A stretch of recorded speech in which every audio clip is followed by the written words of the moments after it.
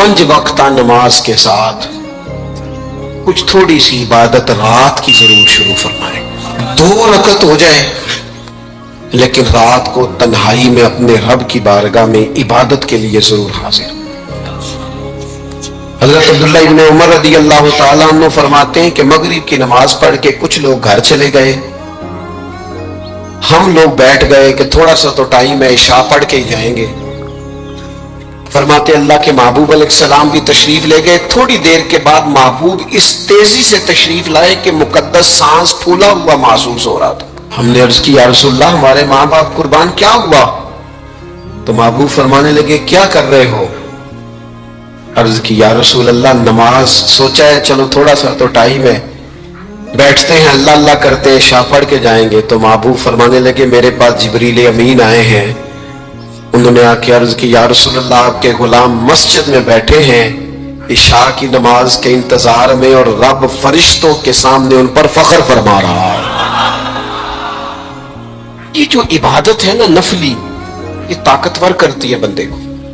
हुजूर फरमाते हैं कि जब बंदा नफल पढ़ता है तो अल्लाह फरमाता है फिर तो मैं उसके हाथ बन जाता हूं, पैर बन जाता हूं, आंखें बन जाता हूं। क्या माना कि उसमें खुदाई ताकतें आ जाती हैं। दोस्त मुरीद भी होते हैं, सिलसिलों में भी दाखिल होते हैं, इबादत का मिजाज नहीं बनाते। कुछ नवाफल का जहन जरूर बनाएं, रात को कुछ टाइम जरूर अल्लाह अल्लाह करें, अपनी जिंदगी का इसे मामूल बना लें। और 3 वजीफे आपकी खिदमत में अर्ज करने हैं। सख्त मुश्किल जब आती थी ना तो सहाबा पढ़ा करते थे, हस्बुनल्लाहु व निअमल वकील, निअमल मौला।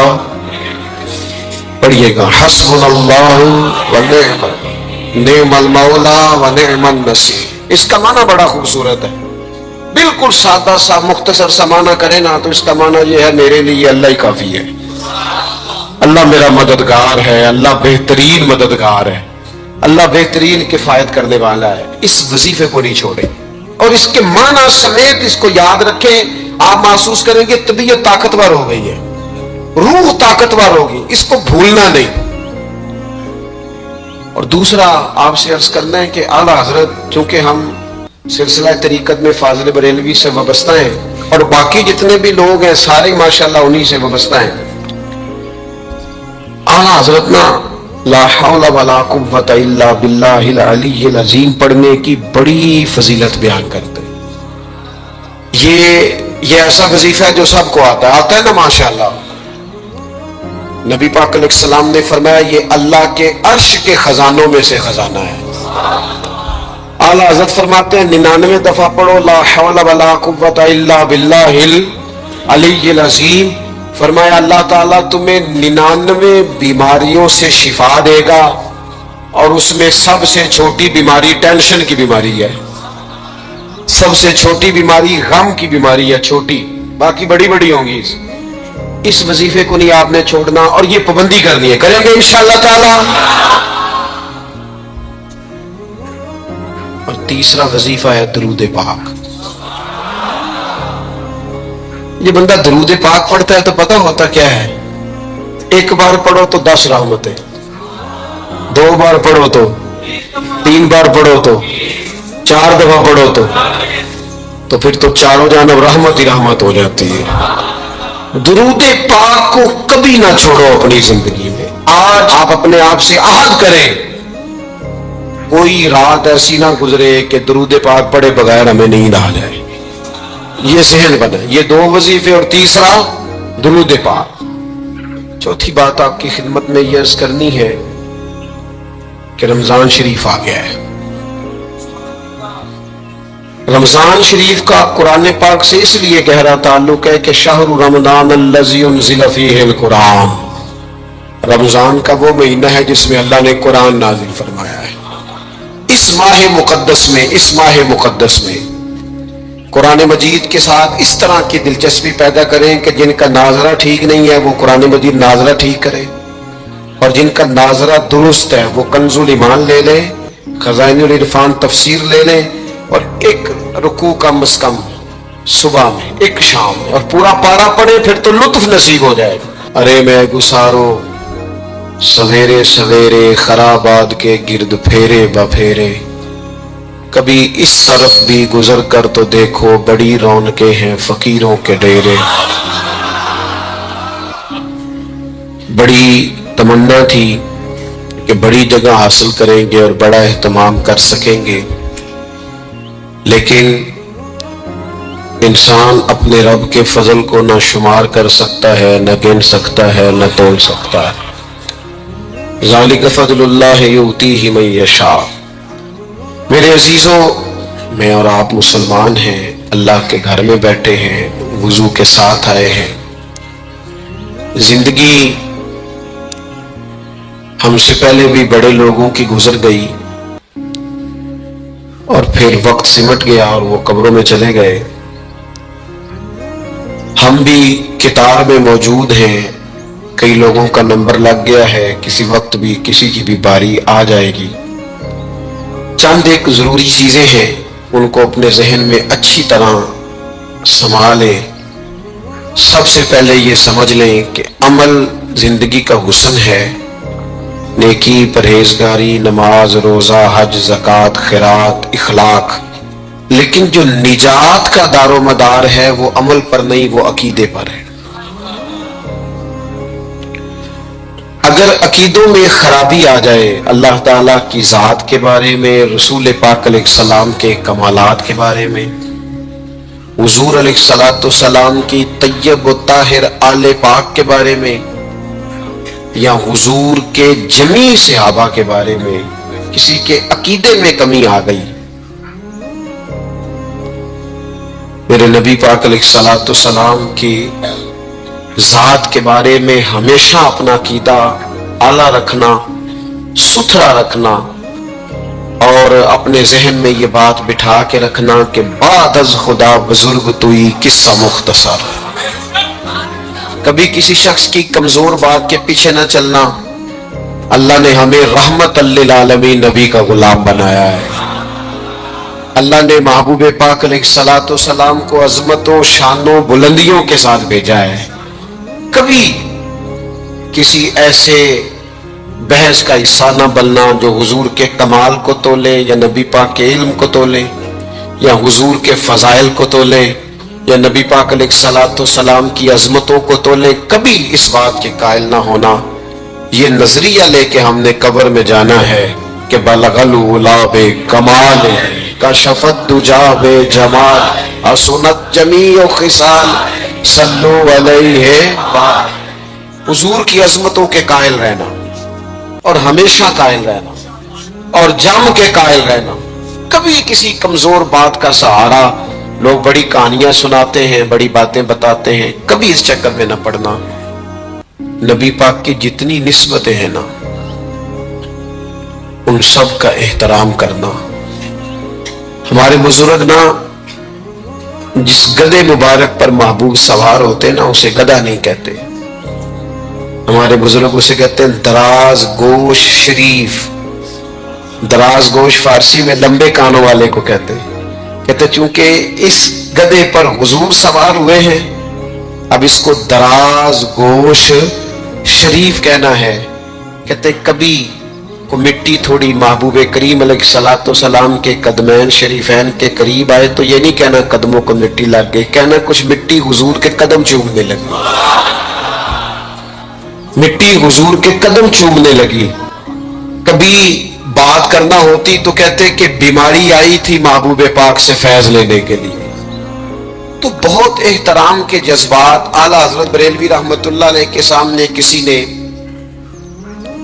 یہ شعر پڑھا تھا کہ شان یوسف جو دبی وہ بھی اسی در پہ دبی، تو فرمایا یہ تو کیا کہہ رہا ہے، حضور تو کسی کو دبانے آئی نہیں، تو کیا شان یوسف جو بڑی وہ بھی اسی در سے بڑی۔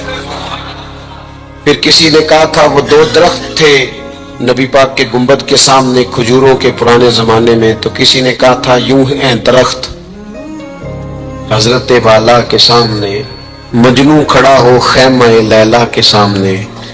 اعلیٰ حضرت فرمانے لگے تم نے حضور کے خیمے کو تشبیہ ٹھیک نہیں دی، تمہیں کہنا چاہیے تھا یوں ہیں درخت حضرت والا کے سامنے جیسے قدسی کھڑے ہیں عرش معلیٰ کے سامنے۔ کبھی بھی کوئی کمزور لفظ کمزور جملہ حضور سرور کہوں کہ مالک و مولا کہوں تجھے، باغ خلیل کا گلے زیبا کہوں تجھے، لیکن رضا نے ختم سخن اس میں کر دیا، خالق کا بندہ خلق کا آقا کہوں تجھے۔ ایک تو یہ بات، دوسری بات یہ کہ بڑا افراط و تفرید کا دور آیا ہے، جس کو بھی لڑانا ہوتا ہے وہ مذہبی بنیادوں پر لڑانا شروع کر دیتا ہے۔ مذہب کے نام پر لوگوں کو ایموشنل کرنا اور مذہبی بنیادوں پر تفریق پیدا کرنا، یہ بڑی گھناؤنی سازش ہوتی ہے۔ کبھی بھی کوئی ایسا کام نہ زندگی میں کرے، کبھی بھی، کہ جس کے اندر معاملہ اس طرح کا ہو۔ اپنا قد اونچا کرنے کے لیے کبھی بھی مذہب کا سہارا نہ لے، اپنی ذاتی لڑائیوں کو کبھی مذہب کا رنگ نہ دے، اس میں کبھی بھی دین کی بنیادوں کو نہ لے کے آئے، کوئی ایسا کام نہ کرے۔ آپ کی کسی سے ذاتی دشمنی ہے تو اسے شمر یزید کہنے کی ضرورت نہیں ہے، آپ ذاتی بات کریں اس کے ساتھ جو کرنی ہے۔ نبی پاک علیہ الصلوۃ والسلام کہ صحابہ اور اہل بیت کے نام پر لوگ ذاتی لڑائیاں لڑتے ہیں، خدا را اس سے بچو۔ کہ جو حضور کی اولاد پاک ہے نا، جو نبی پاک کی، میں اللہ کے گھر میں مسجد میں بیٹھا ہوں، میرے مرشد کی اولاد کیا اس دروازے سے جو گزر جائے وہ بھی میرے لیے قابل احترام رہا، اور میرے استاد صاحب کے بچے، میں آپ کو دیانتداری سے کہتا ہوں کبھی آ جائیں تو مجھے سمجھ نہیں آتی میں بٹھاؤں کہاں، اس لیے کہ اصلہ نال جنیکی کریے اور نسلہ تاک نہیں بھول دے۔ استادوں کے بچے آ جائیں تو بٹھانے کو جگہ نہیں ملتی، اگر استادوں کے بچوں کا یہ حال ہے تو رسول پاک کی اولاد کا کیا حال ہونا چاہیے۔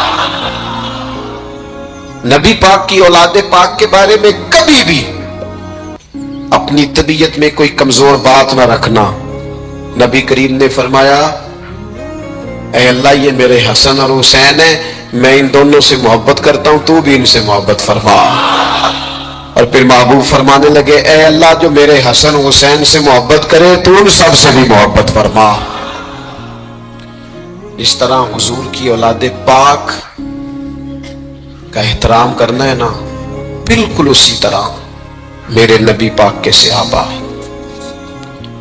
زمانہ چراغ لے کے ڈھونڈے گا نا، وفا کی ساری تاریخیں جہاں دم توڑ جائیں گی وہاں سے جناب صدیق اکبر کا آغاز ہوتا ہے۔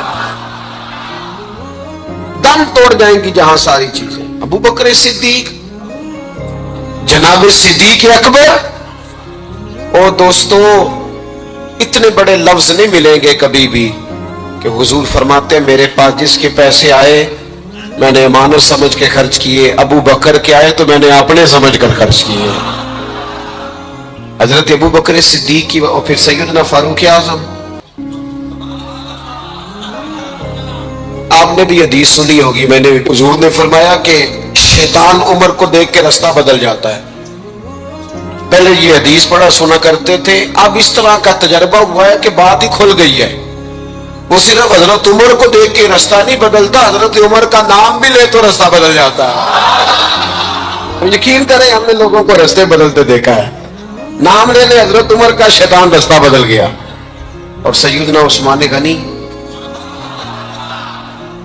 پیک کریں صدق و صفا، منبع شرم و حیا، نور کی سرکار سے پایا دوشالہ نور کا، او مبارک تم کو ذوالنورین جوڑا نور کا۔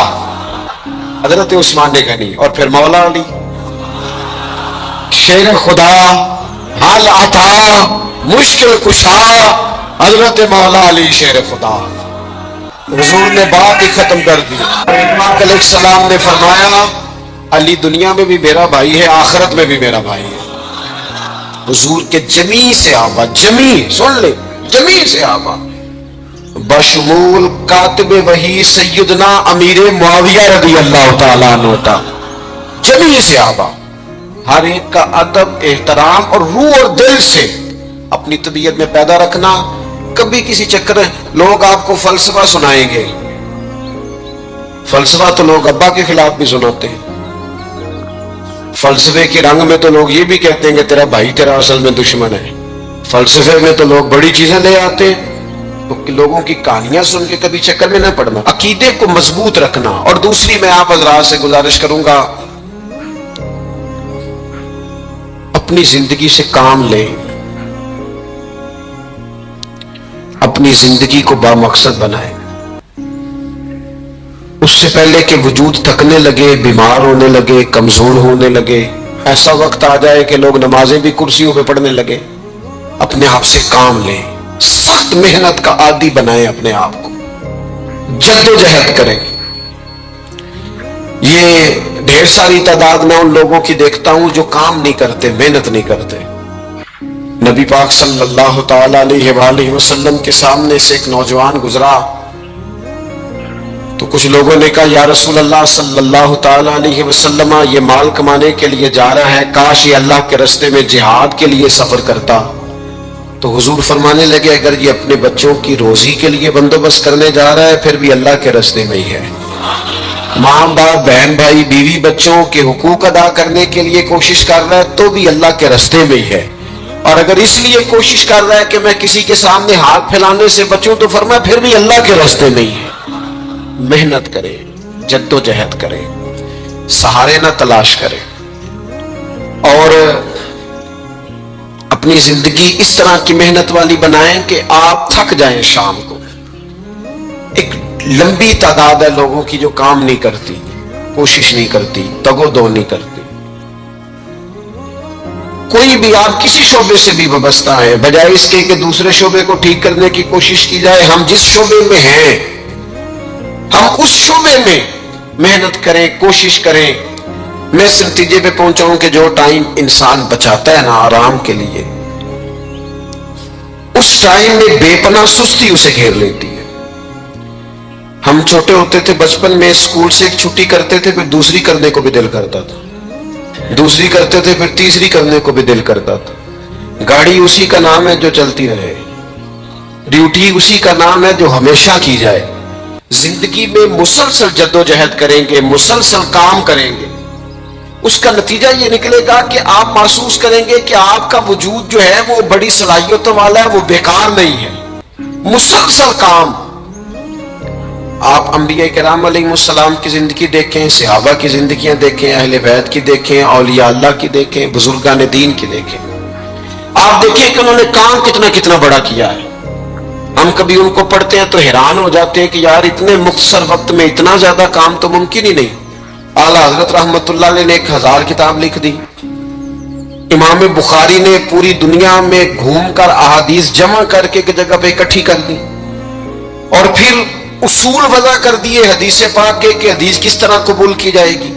پھر اس میں فرق کر دیا کہ صحیح کون سی ہے، متواتر کون سی ہے، حسن کون سی ہے، ضعیف کون سی ہے، موضوع ہو تو پھر اس کے قاعدے کیا ہیں.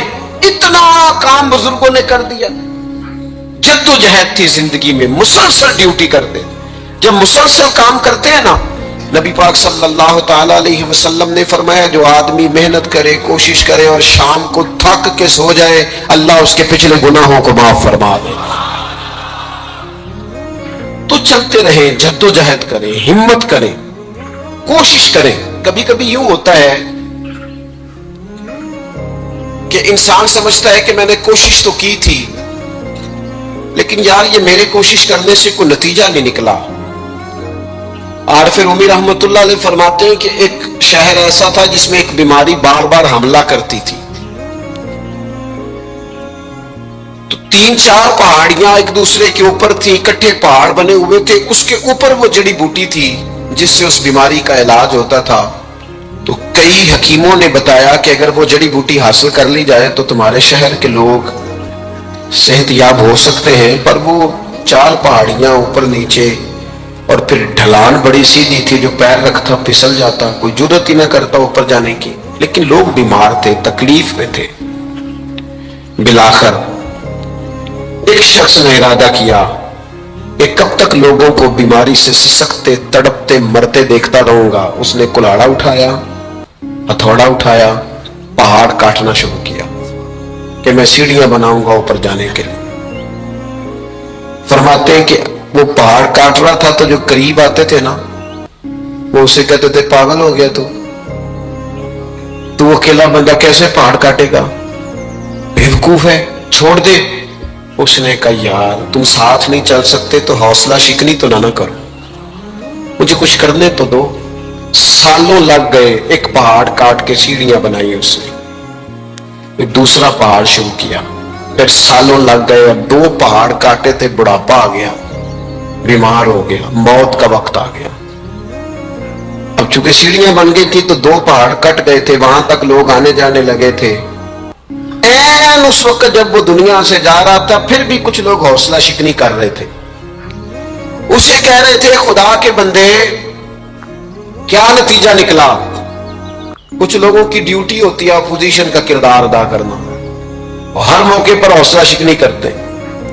اب اس پر آخری وقت آ گیا ہے، باوجود اس کے کچھ لوگوں نے جا کے کہا کیا نتیجہ نکلا جی؟ تیرے اوپر موت کا وقت آ گیا ہے، تو اوپر تک تو جا نہیں سکا، فائدہ کیا ہوا؟ وہ کہنے لگا بیوقوفو تمہیں پتہ ہی نہیں میں کامیاب ہو کے جا رہا ہوں۔ انہوں نے کہا کس طرح؟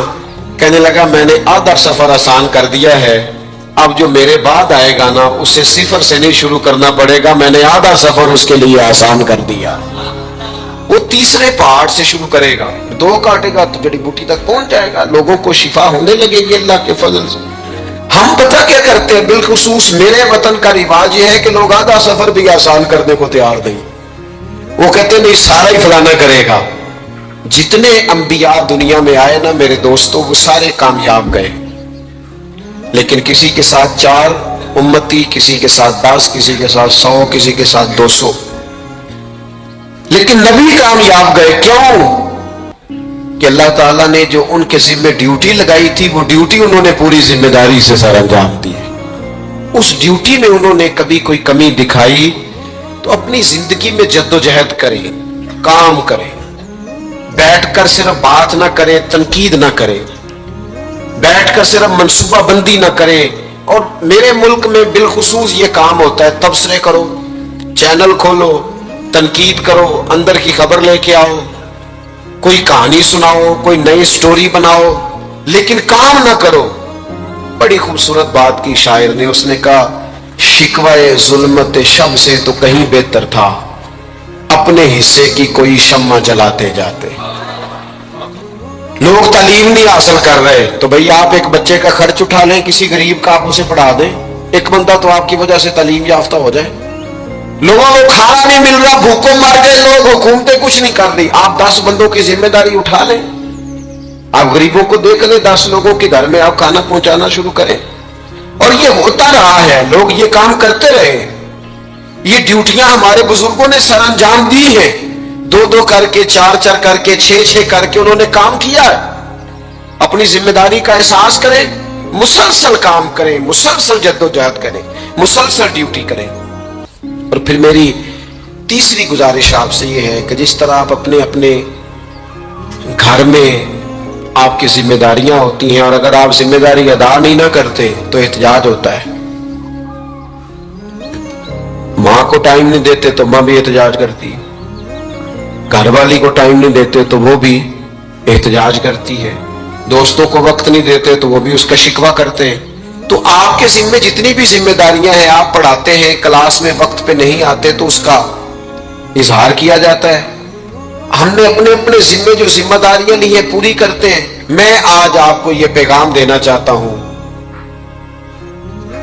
ایک ایک ڈیوٹی دین کی بھی اپنے ذمہ لیں، ایک ایک ڈیوٹی، ایک کام اپنے ذمہ لے لیں۔ آپ اپنے اپنے علاقے کی مسجد میں جھاڑو دینے کی ڈیوٹی لے لیں، آپ یہ ذمہ داری لے لیں کہ مجھ سے کچھ نہیں ہو سکتا تو میں ہفتے کے بعد مسجد میں جاؤں گا اور قرآن مجید کو میں صاف کر کے جھاڑ پونچھ کے ترتیب کے ساتھ مرتب کروں گا۔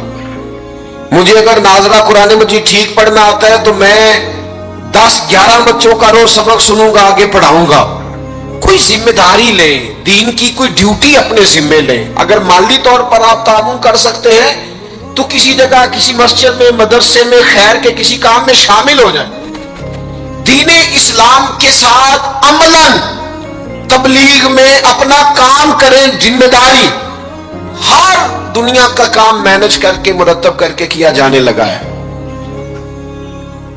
معیشت ہو، معاشرت ہو، تعمیرات ہو، دین کا کام ہے وہ اسی طرح چل رہا ہے. محفل آ گئی برکت کے لیے محفل کر لو، جمعہ آ گیا پڑھ لو، تراویح ایک حافظ صاحب مقرر کر لو. بھئی آپ اس کو مینج کریں، ساری دنیا میں چیزیں مینج کی جاتی ہیں، آپ اسے مینج کریں. آپ خطیب صاحب سے فرمائش کریں کہ مجھے آپ جمعے والے دن اس موضوع پر کچھ سنائیں. آپ مسجد کے امام سے اس بات کی فرمائش کریں کہ آپ تراویح میں جو قرآن مجید سنائیں گے مہربانی کریں ہمیں اس کا خلاصہ بھی بیان کر کے سنائیں. آپ تھوڑی کوشش کریں گے تو آپ دیکھیں گے کہ بیان کرنے والوں کا بھی ذوق بڑھے گا. کچھ تھوڑی ذمہ داری کا احساس کریں.